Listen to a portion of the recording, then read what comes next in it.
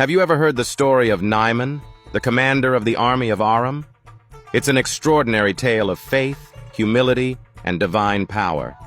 Let me take you back to a moment in history filled with anticipation, skepticism, and eventually, transformation.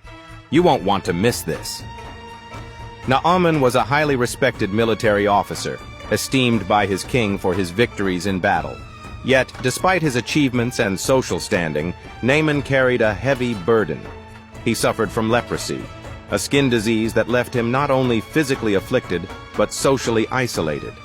Imagine being a man of such prominence, but feeling hopeless because of an incurable disease. One day, in Naaman's household, a young Israelite servant girl offered a glimmer of hope.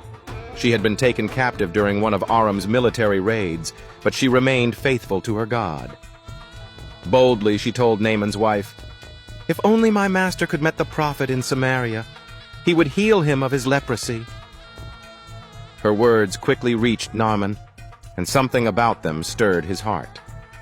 Maybe it was desperation, or maybe faith was beginning to take root. Either way, Naaman decided to act.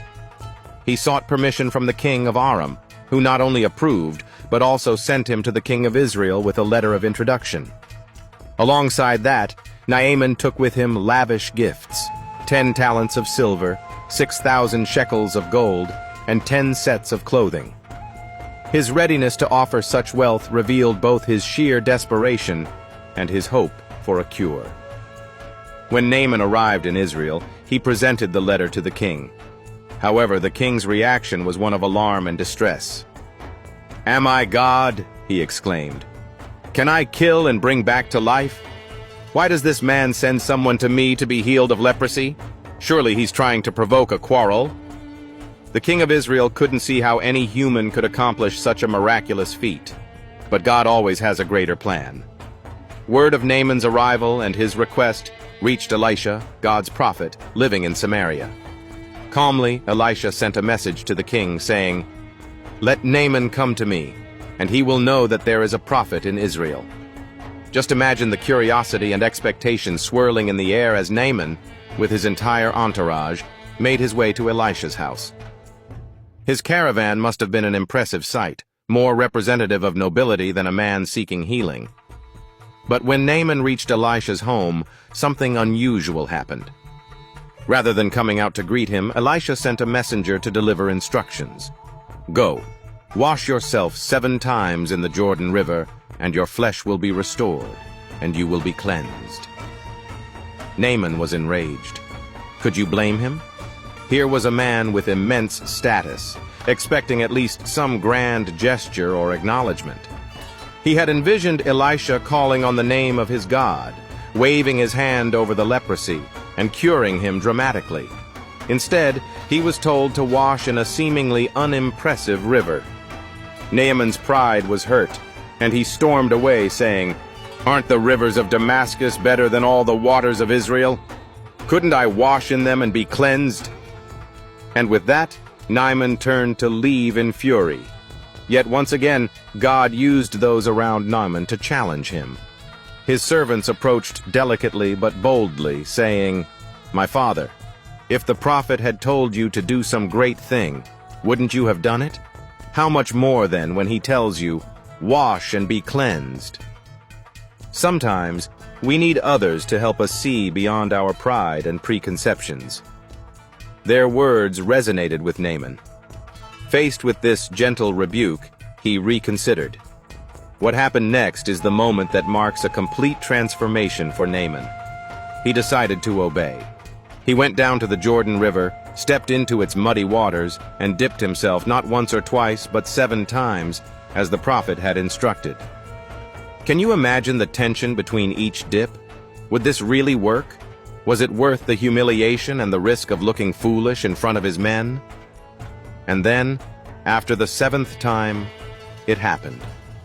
Naaman emerged from the water, and his skin was restored, smooth and healthy like that of a young child.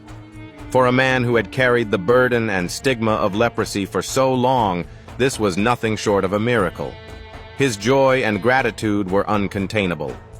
Naaman and his entire party returned to Elisha. But now, Naaman was a changed man, not just healed physically, but transformed spiritually.